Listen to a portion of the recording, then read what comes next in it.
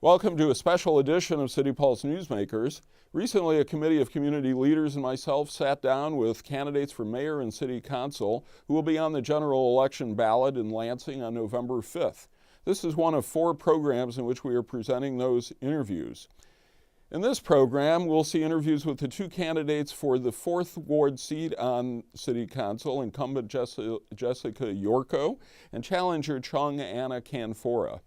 First up is Canfora, who's 37 years old and works as director of the Progressive Communications organization Progress Michigan's Michigan Summit.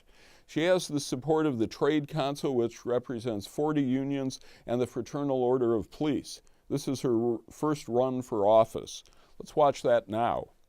I'm familiar with most of you, but for those of you who don't know me well, I am one of those folks that didn't grow up in the Lansing area, but came here as a Michigan State student back in the 90s, graduated class of 97, and went away just for a couple years to Northwestern to do graduate work, came right back here in 99 and got a job and started a life.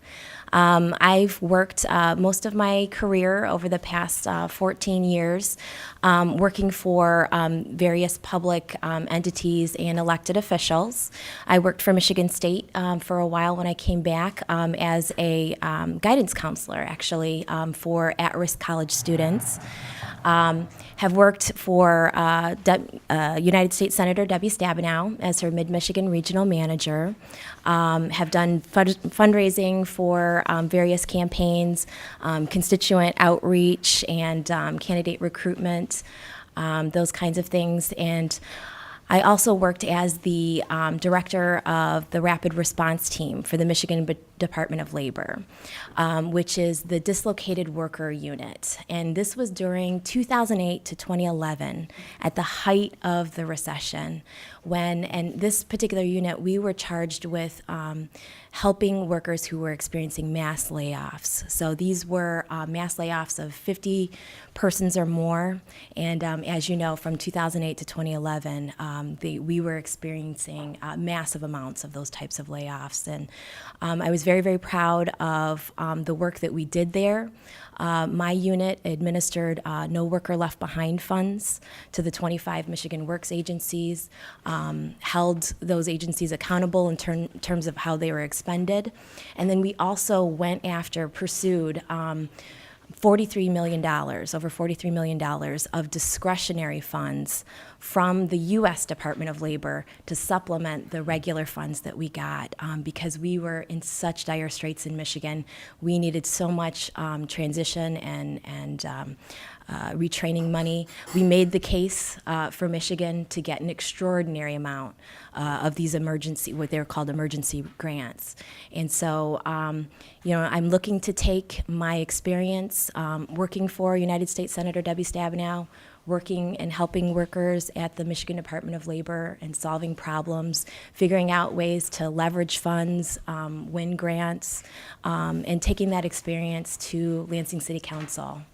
And the principles that I really think are important are accountability and transparency and real commitment. All right, let me ask you a question based on your questionnaire. You talk about the need to increase retail outlets downtown in order to encourage apartment and loft living. But how would you actually increase retail downtown? Well, I would be interested in seeing what kinds of, incentives that we might be able to offer, helps that retailers would find desirable, that would help them in terms of being able to locate downtown. I know that, parking is also a big issue in terms of growth downtown. That's something that I think that is important that we figure out how to tackle because it does, I think, limit our growth. Also, out of your questionnaire, you mentioned something about helping more people with some funding and programs. Is it your position that this community is not using federal and state funding sufficiently? Well, I think that there's always opportunity to pursue and leverage additional funds from the federal government. I think you're referring to the question about resolving homelessness or tackling homelessness in this city. And I just want to compliment you guys in terms of you are the first survey, and I've answered many, many surveys over the past 9 months that has actually even asked about homelessness in Lansing. But you know, one of the things that I enjoy as an aspect of you know, really preparing to hold public office or to be an engaged citizen is talking to really smart people that I know that work in different areas that have that expertise. And, you know, something that I was talking to, you know, Patrick Patterson over at VOA about, we've had some conversations about how can we leverage more funds? How can we pour more resources into our local economy that would actually help resolve some of the homelessness problem? And the fact is that we have had some, you know, major cutbacks at the city in terms of our department that handles human services, and it's something that you know, is regrettable because we could be investing more resources into pursuing federal entitlements that folks do qualify for. Veterans, disabled folks in particular, they consume a large amount of resources, particularly when they get hurt and have to use medical services and, you know, utilize the emergency room. We could be connecting those folks, eligible folks, with benefits, and it could literally result in millions, tens of millions of dollars being injected into the local economy. I know it's not a traditional way of thinking about economic development, but it's certainly something that we thought about at the Michigan Department of Labor when we were trying to pull resources from the EDA, you know, the Economic Development Agency at the federal level. We were pulling things from the Agriculture Department as well as the Department of Labor. We were thinking creatively about how we could leverage, you know, several streams of funding to tackle really, you know, intractable, huge problems. Okay. Morning, Chong-Anna. Good morning. Okay, I see that you've made mention about having supporting businesses that support Lansing workers living in Lansing. Help me understand, how does that look if you were elected to city council for city government? And I will also extend that question further into the relationship with Lansing School District and their employees, who also a significant number live outside the city limits. That's an excellent question. So obviously it's not, you know, enforceable, and folks have explored the fact that we can't make residency requirements, you know, tied to agreements. However, I think that, you know, council members could and do and should continue to encourage those who are looking to get assistance in public dollars, tax abatements, that their projects are going to be looked on more favorably if they will make a real commitment to trying to hire local workers. It is a virtuous circle. If you think about it. If we have local workers working on a project, those tax dollars that they pay are going to go into, you know, local, you know, city revenues. It makes sense. Having workers that are from outside the community, you know, they're going to take those, you know, those dollars and spend them outside of the community mostly. And so it does make sense for us to be keeping as much of our local dollars into the local economy. Studies have shown that there is, I believe, a 4 times, you know, impact for every dollar that you invest locally. It translates into $4 in terms of stimulating the local economy. In terms of the school district, I do think that it would be interesting to explore.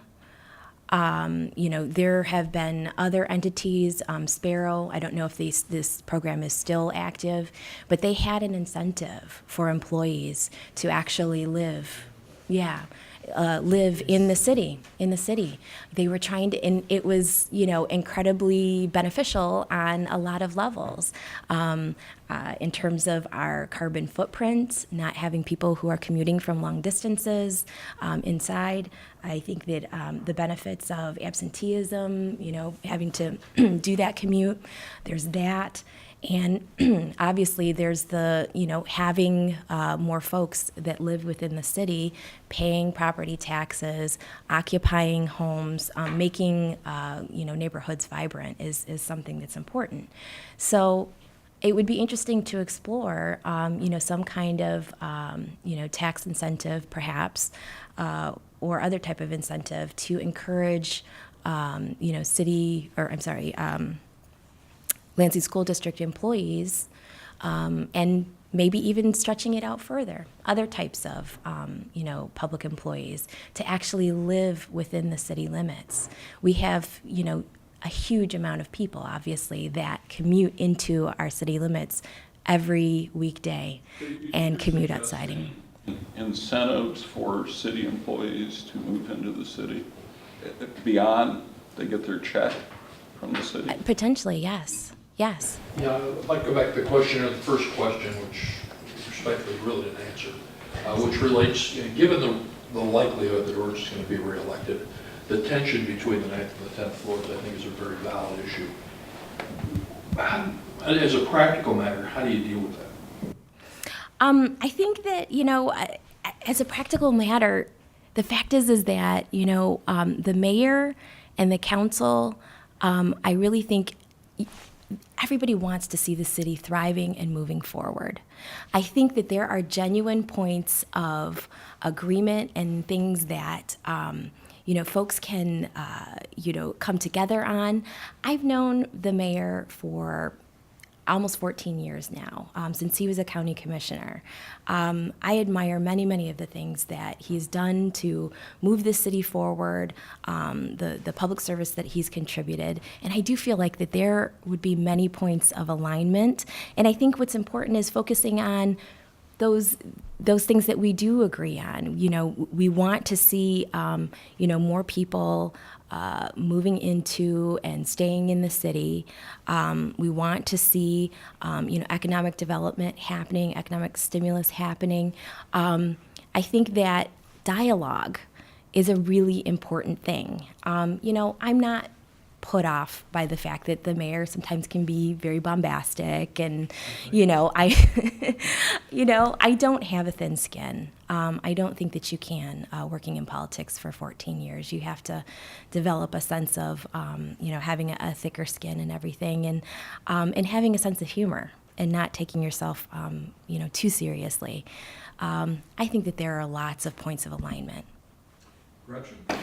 Hi, Chong-Anna.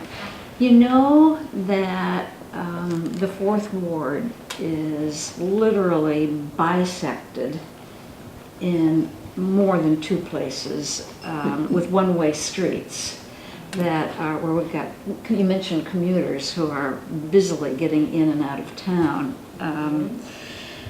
My understanding is that currently MDOT is saying that if the local people and the city council would express an interest, they're willing to talk about the possibility of reverting some of the streets back to 2-way. What would you think the council, what part might they play? What's your view personally about that? It's funny, I was just talking the other day with someone about that very issue, how those one-way streets are essentially like just a tunnel in and out of the city. And, the fact that they are one-way is another challenge to any potential retail outlets, right? If you've got this stream that's just kind of streaming people out to the freeway and not, allowing or kind of discouraging that 2-way traffic that's necessary for a vibrant retail corridor, that 2-way streets are something that I think that we should definitely take a look at. I would be very interested in seeing any traffic studies. I would be very open to taking a look at that. That's a great question, and I love that question because essentially what it comes down to is everybody, I think, comes to different crossroads in their lives where they take a look around at, you know, their little corner of the world, or maybe it's their state, or maybe it's their state house district, and they realize that there are changes or opportunities that aren't being pursued, and that they have the skills and the desire and the know-how to pursue those changes, to be the change that you want to see. I feel like that there have been opportunities for our Fourth Ward representative to tackle some of the toughest issues that face our ward. The Fourth Ward is a hotspot for foreclosures and empty houses. There have been a couple of communities in the state that have adopted ordinances. The vacant and foreclosed home ordinance is how I describe it. That provide a potential resolution, provide a revenue stream that doesn't go on just taxpayers, and really improves neighborhoods, and holds folks accountable in terms of some of these vacant and bank-owned homes. Now, not to say that all bank-owned homes are being neglected or not maintained properly, but there are some out there, and it does depress local home values, and it causes a problem in neighborhoods. So that's one potential solution, and the other thing is just a very strong sense that folks' concerns, ordinary folks' concerns, people in neighborhoods, folks who aren't, terribly politically connected, but are committed to this community, haven't really had their issues heard and addressed. There are a lot of folks that I feel just feel like that they haven't been heard at council in terms of their concerns of getting the basics right in the city, basic city services, getting our public service projects done correctly, roads, sidewalks, tree trimming. A lot of those things, are very kind of mundane and not very sexy or shiny type of issues, but they are things that are very impactful to people's quality of life. And I have had hundreds, probably maybe now thousands of conversations of people who, can point out the things in their neighborhood that are really impacting them.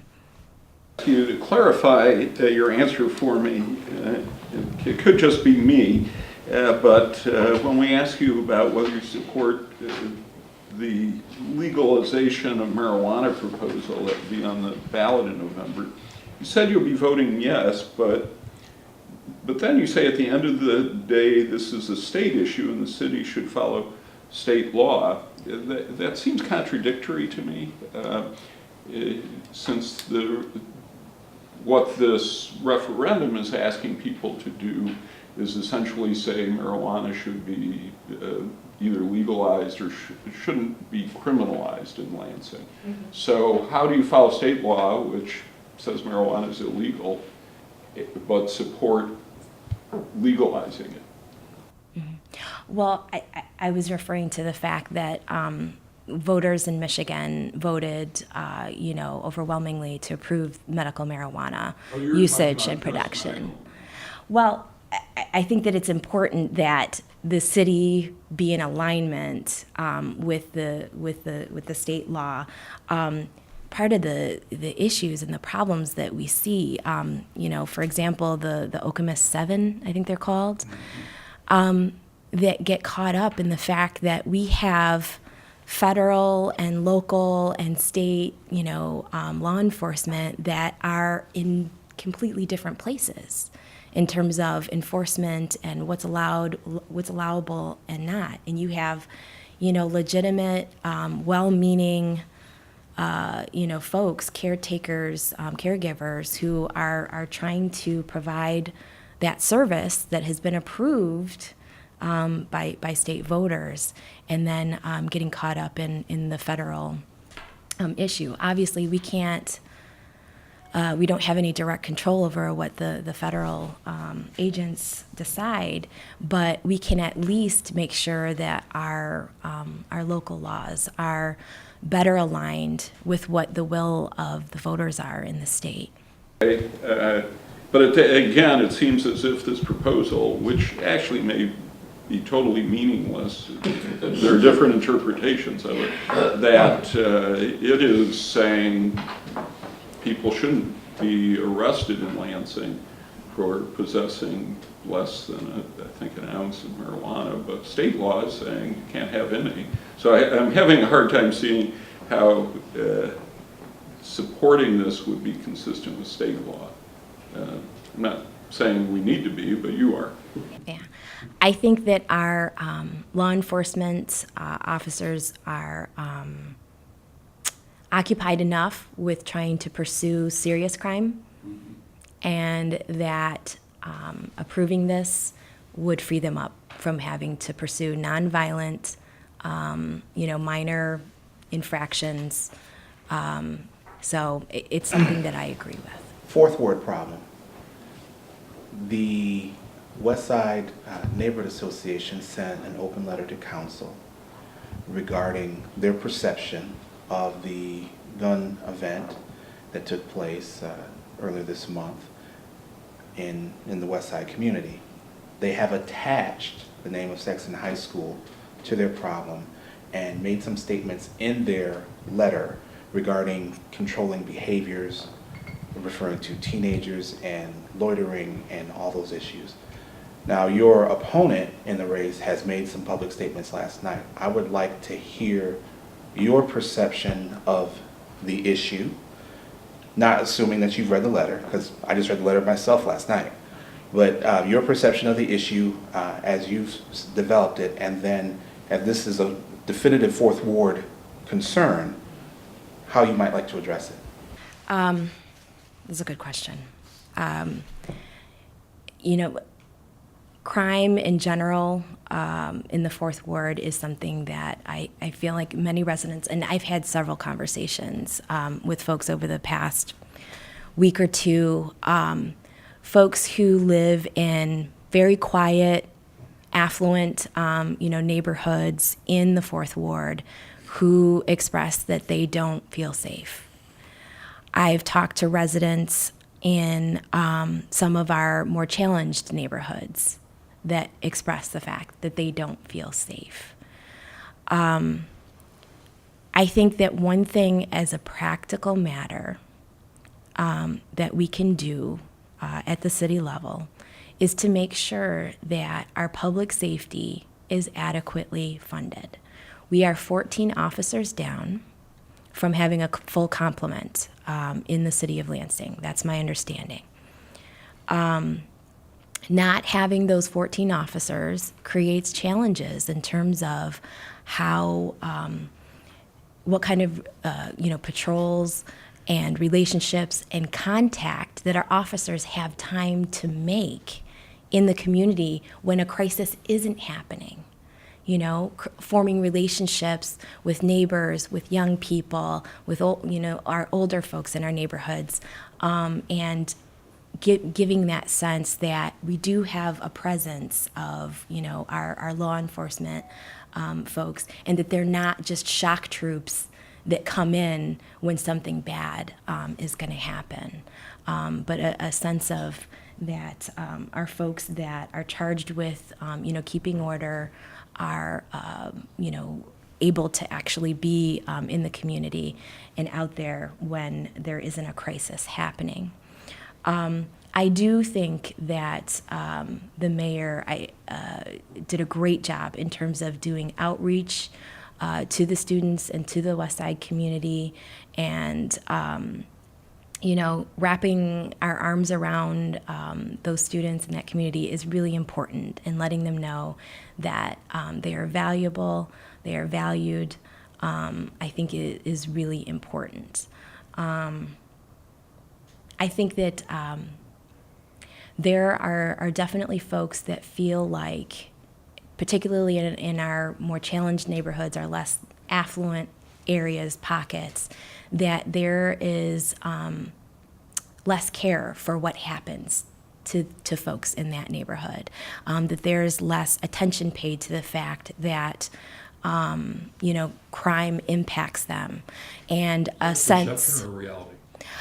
I think that it is a reality when folks, for instance, I was talking to someone in the Colonial Village neighborhood on the eastern side of MLK, who's a neighborhood watch coordinator, and who has, had a lot of, obviously has a lot of contact with the officers about problematic happenings in the area, street races, known, convicted sexual predators who are, conducting suspicious activity, harassing other residents, a sense that, even though there are neighbors that are looking out, that, the police don't have the ability to respond adequately. And part of that is due to the fact that they can't be everywhere at once. But that there are certain, behaviors. I mean, would street racing be tolerated? And, in certain neighborhoods in the Fourth Ward, I don't think that is true. I think that it would be squashed earlier, and that it would be more aggressively looked at, unfortunately. I wanted to ask you about your number, the 14 officers down. That's this year as compared to, how did you arrive at that number? That was a number that was provided to me by the Fraternal Order of Police in terms of... It's in comparison to what? 14 down from where? I think that's 14 down from the 2011 numbers. I'm sorry, that's a good question, but I was kind of taking them at face value in terms of what they said about what they needed in order to have the kind of staffing that would be ideal to cover the amount of territory that they're asked to and the number of residents. I'm sure it probably has something to do with a ratio, but I apologize, I don't have more detailed information about that. It's interesting. I wouldn't say that I have, a firm stance one way or the other. It's interesting. Yes. It's such an unusual issue and request.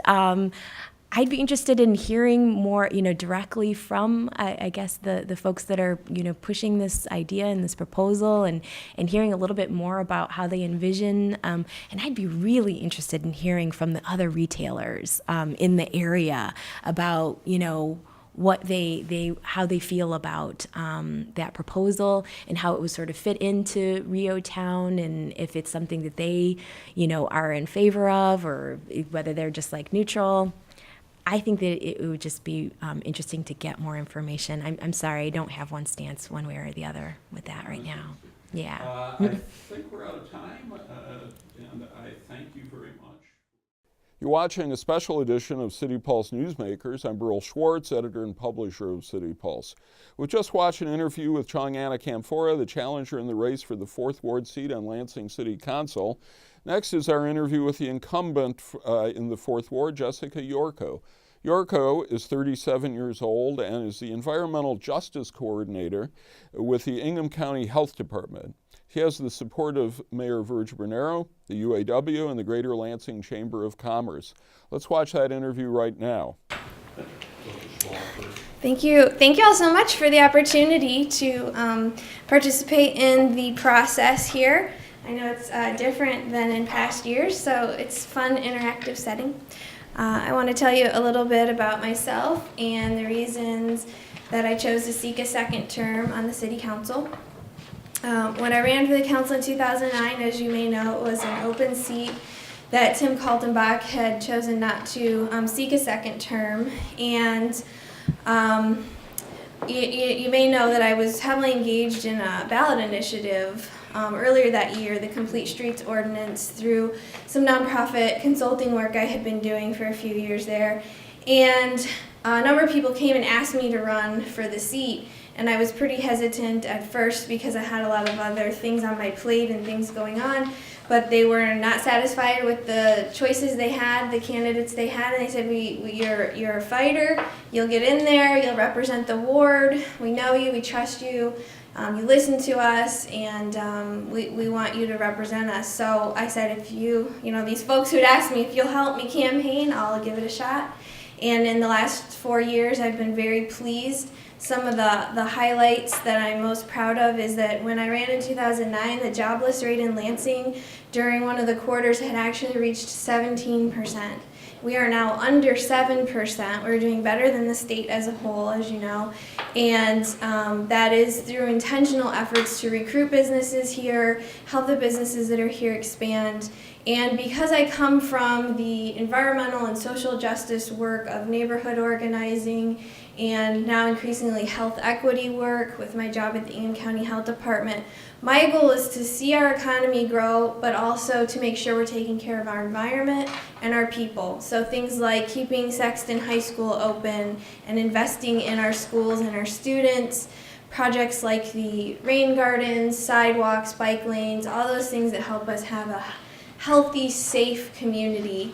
And I've just been very honored to be part of this work over the last 4 years, and I look forward to the next 4 years, an even increased, I've stated before and I'll state it again, an increased focus on working with our schools, not only Lansing School District, but the other schools in the region. All right, very good. Jessica, let me start things off by asking you about a couple of issues your opponent is critical of you on. One is attendance at council, not just the Monday night council meetings, but committee meetings, and the other is public safety. So tell us about your attendance record over the last 4 years. Certainly. My attendance rate at city council meetings is 90%. For the whole 4 years? For the whole 4 years, up to the present. So that's recorded in all the meeting minutes. And any meetings that I did miss were due to either illness or, once or twice a year, we may do a family thing where we are gone on a Monday. So my attendance record is 90%. I'm very pleased with that. I know my opponents proposed being paid, our pay being adjusted, so it's per meeting. That would be fine with me. That would actually, so there's been plenty of years where you look at even committee plus council meetings. I'm attending far more meetings than many of my colleagues, so I'm not concerned about that proposal. On the question of public safety, I am very, very proud of the work I did in 2011 on the police, fire, and roads millage. We have faced a budget deficit every year since I've been on council. It has required sacrifices from all of our departments, from our unions who have put lots of things on the table. In the negotiations between furlough days and layoffs, most of the unions have chosen the furlough days. The council took pay cuts commensurate with that to be in solidarity with our workers. But in 2011, we got to a point where the deficit between the cuts in state shared revenue and the plummet in property values that took place in 2010, there's nowhere left to go. And we knew we had to put this millage forward, as did many cities in the state. I walked and knocked doors in the spring of 2011 for it was a special election, and the millage passed in the 4th Ward that spring. It did not pass citywide. Back in the collective bargaining process, there was different negotiations that took place between the administration and the union, and there was a decision made to make some changes to the police force that were just so disturbing and alarming to me. I did not think we should be in that position. So when it came time, next opportunity to put that millage out again, I went back down to the AFL-CIO, got on the phones. They sent me into the 2nd ward. They said, 4th ward is good. We need you calling folks in the 2nd ward. I coordinated with our firefighters and our police officers to bring them to neighborhood meetings so that residents could hear what is it like to work on a police force or fire department that doesn't have enough staff. And I was very pleased that the millage passed in 2011. Everyone who had been laid off was offered their jobs back, and we continue to hire and invest in those departments and deploy our police and fire resources very deliberately through data-driven policing. All right, I'd like to open it up for other questions. Who'd like to start? Joan?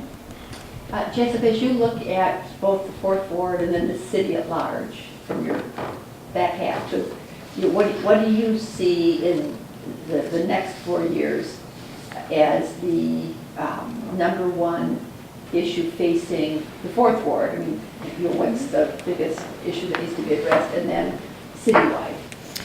Well, the number one issue we've had every year since I've been on council, and even though property values are starting to creep back up because of the Headley laws, our revenue doesn't recover at the same rate that those property values recover.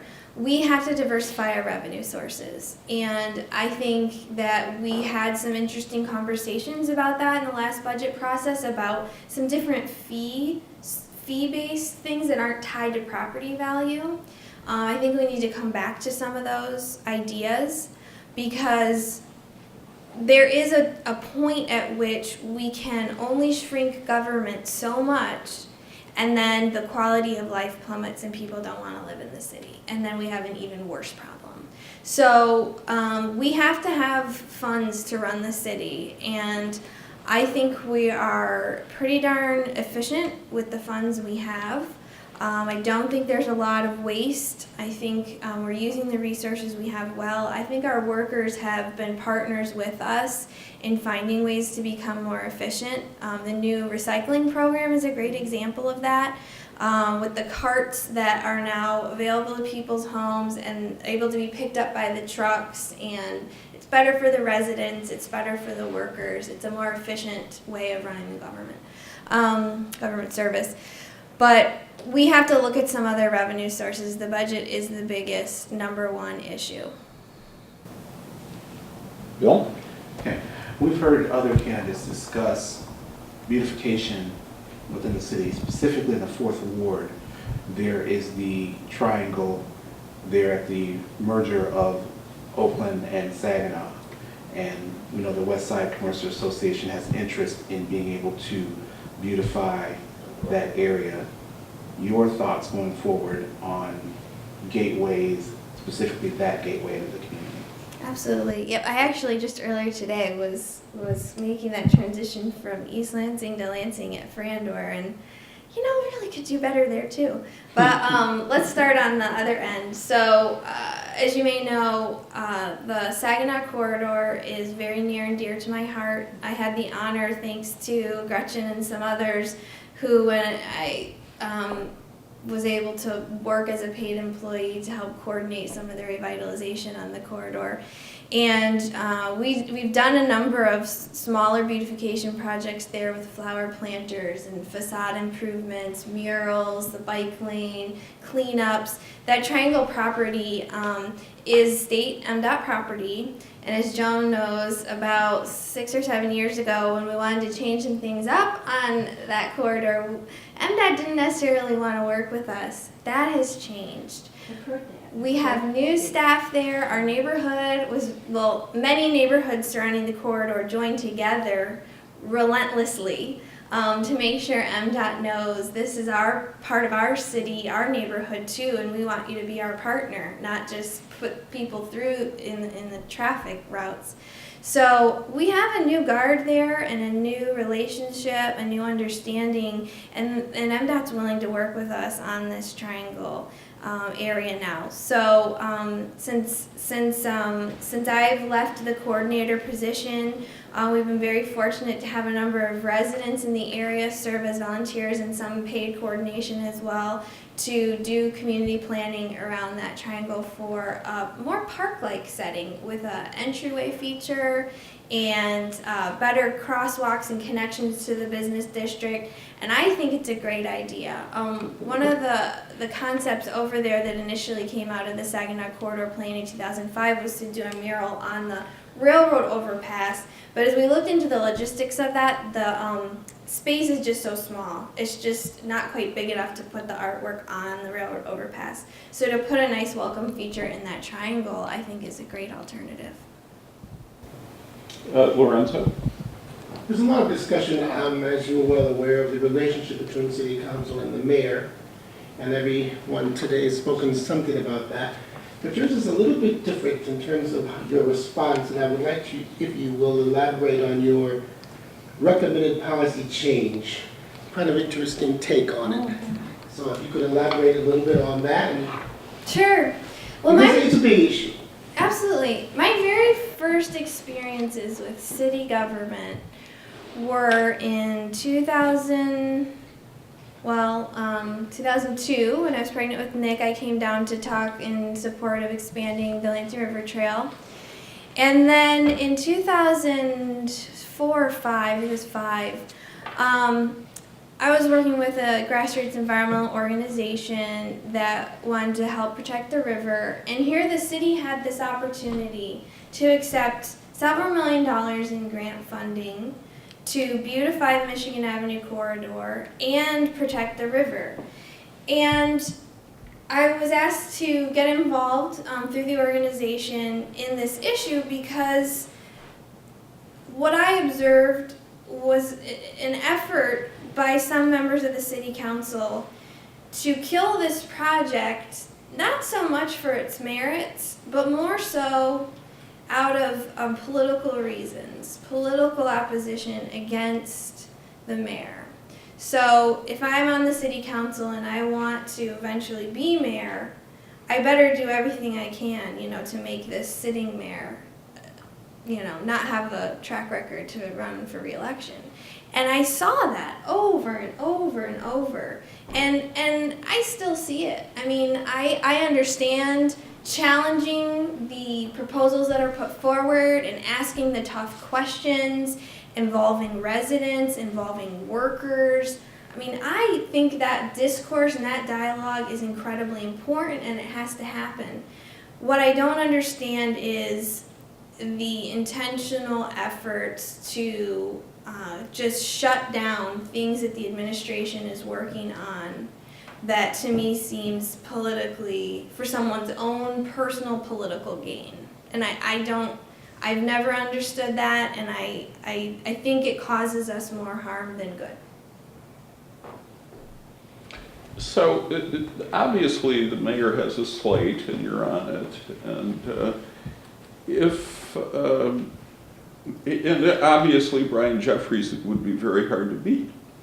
So I guess what I'm wondering about is the slate that essentially pits Judy Clark against Kathy Dunbar.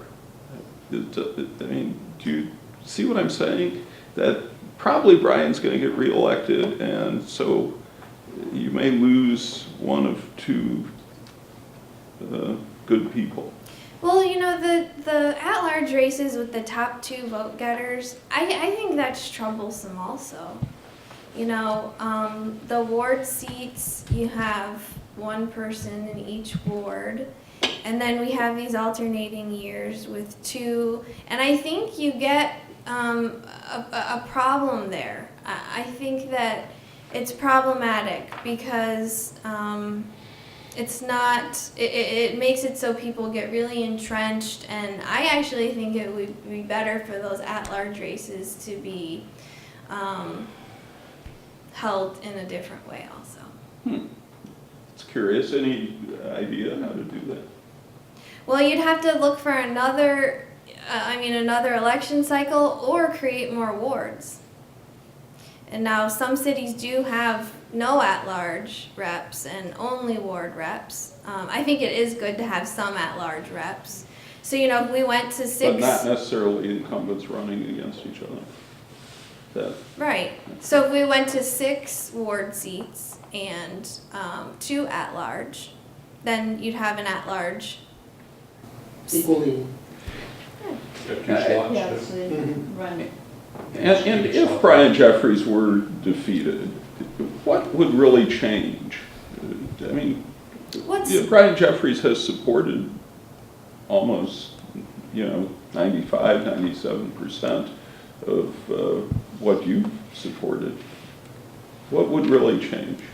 I think that there's more teamwork that could happen on the council among council members for troubleshooting issues for constituents, for policy initiatives, to just be able to work on them in a more upfront, trusting environment. Well, The other side of it, too, let's go back to your race. What is your, from a substantive standpoint, why are you a better choice than Chong-Anna? First and foremost, I have 4 years of experience in the position, and that does make a difference. There are lots of things you pick up in those 4 years about how to get things done, about how the dynamic is between the council members, how the dynamic is with the administration, where you have power, where you don't, and where you can build power. And so I think that the 4th Ward deserves someone that's got that 4 years at the ready, ready to charge into the 2nd term. The 4th Ward has not had a 2-term council member in over 30 years. Okay? And I think it's a disservice. That's gotta make you feel good. I think it's a disservice to our residents because every 4 years they have to start fresh with someone new. And if you have, if I'm able to do a 2nd term, we're gonna, we got some amazing things done in the 1st term. We got some amazing things started that, we're ready to leap off and keep going. So I think that the experience and the groundwork is the primary advantage. Do you see significant policy differences between the 2 of you? It's really interesting because my opponent and I do have similar backgrounds in community organizing, in working on environmental issues, different social justice issues. So I have yet to see any really distinct things coming out of her campaign that sets her apart from the initiatives that I've worked on. I know that some of the things that I've seen come out,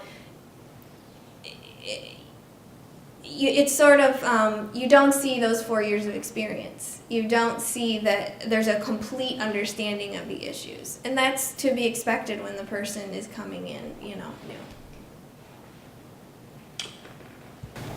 I've been asking about Oliver Towers. As we all know, it's an 8-story building sitting in the middle of our neighborhood now in a prime spot. What should happen to that? I understand that it's now being available for viewing for people to look at who may want to purchase it and build something there, redevelop it. I think what should happen is that the neighborhood should be involved in a process to determine what goes there. Gretchen and I actually live in the same neighborhood, and so we've done a lot of this sort of planning together. And there's a couple different ways this can happen. One way is the neighborhood has a vision and knows exactly what it wants, whether it's a public area or a private building, a public property, and they go forward and they just go after it and make it happen. The other way is someone with some financial resources buys something in the neighborhood, and then we do our darndest to be part of a collaborative process with whoever's purchased that property so that our wishes and desires and feelings and partnership can be built in there.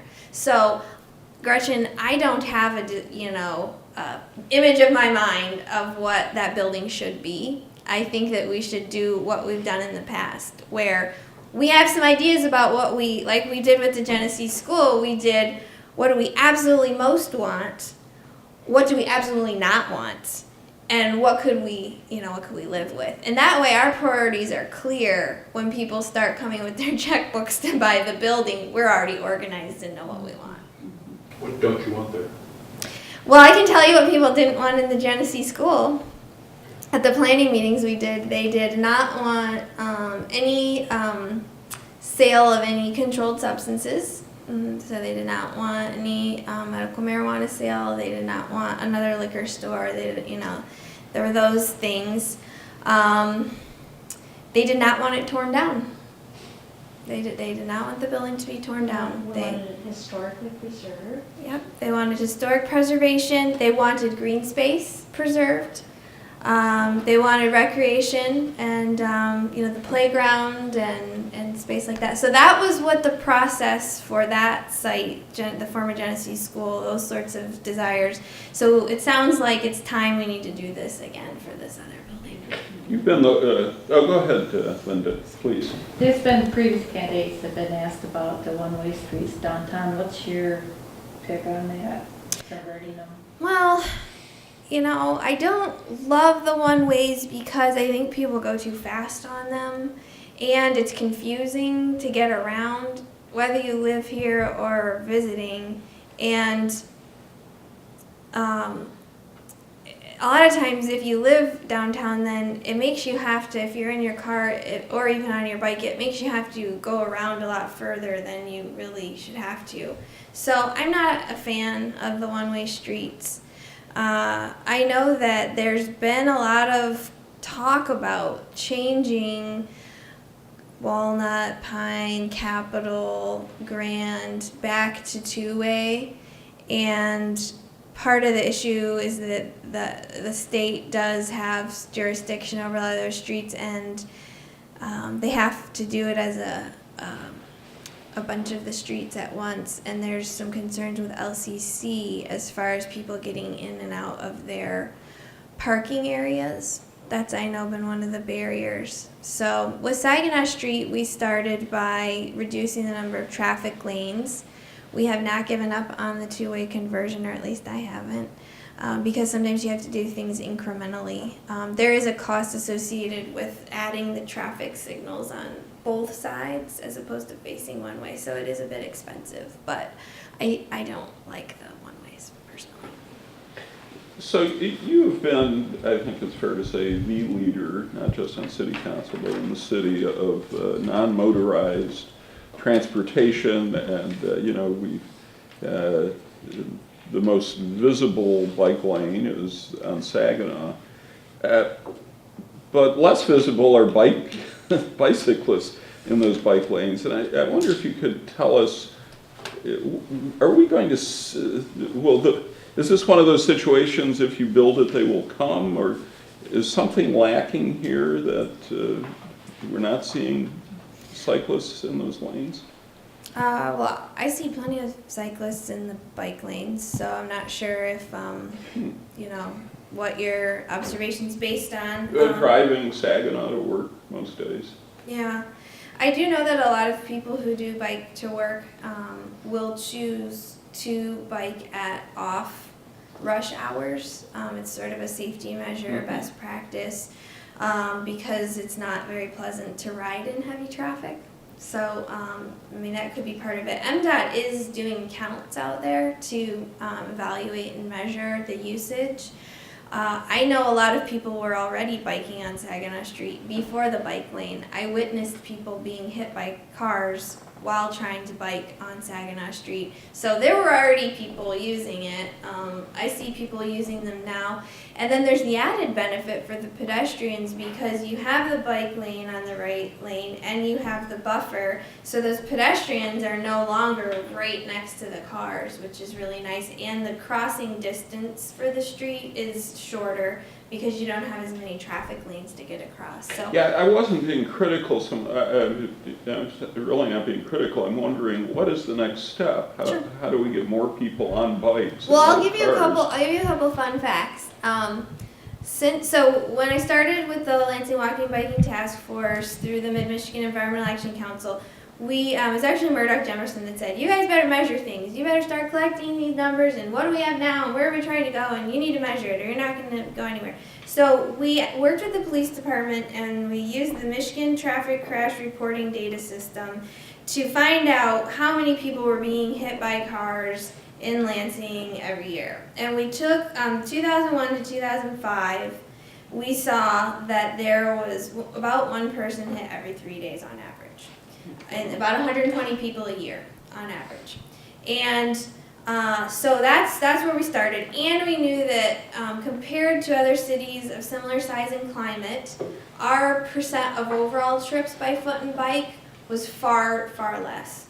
So what we have now, so we measured 2001 to 2005, and then some point last year, I said, we need to look and measure that again. So we took the 2006 to whatever the same number of years was, 2011, I think. We took that period of time, and the crashes were down 25%. They were actually down 30%, but then Andy Kilpatrick said we had to adjust for population change. So 25% fewer crashes, and doubled the percentage of overall trips by foot and bike. So we do know that more trips are being made by foot and bike in Lansing, and fewer people are getting hit. So we'll keep measuring every year.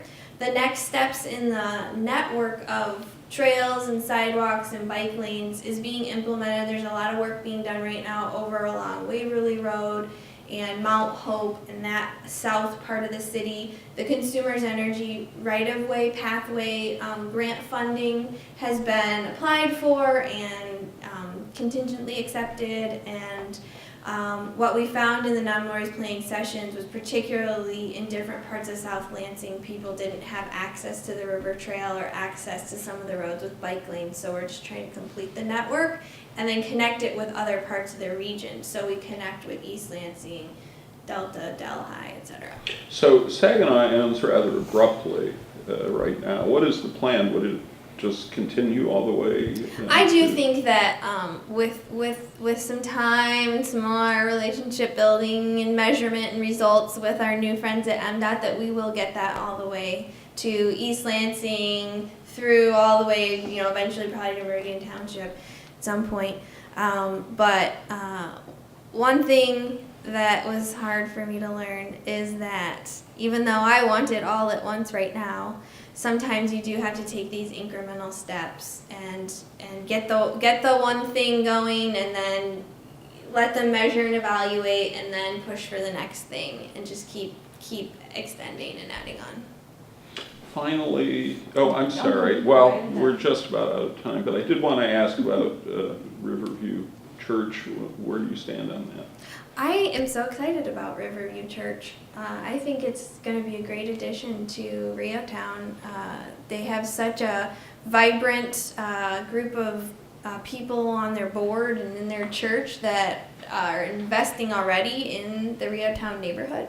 I actually do a group thing. It's just sort of here and there, and sort of reaching out to different people as we go, getting people together to talk about community building in the Fourth Ward. And when I talk about community building, we talk about not only infrastructure, but relationships. Because you have to have these buildings looking good, and the road, and the plants, and the landscaping, and the water quality, and all this. But you also have to have these strong social connections and places that people get together, and structures for those relationships so that the community is healthy. And what I see happening through Riverview and Reotown is we've got a lot of infrastructure improvement there, and these folks are ready to come really bring some serious social capital, and it's exciting. All right, well, we're out of time, and thank you. You were our last. That completes our interviews with the two candidates for the Fourth Ward seat on City Council on November 5th ballot in Lansing. I'm Burl Schwartz. Thanks for watching.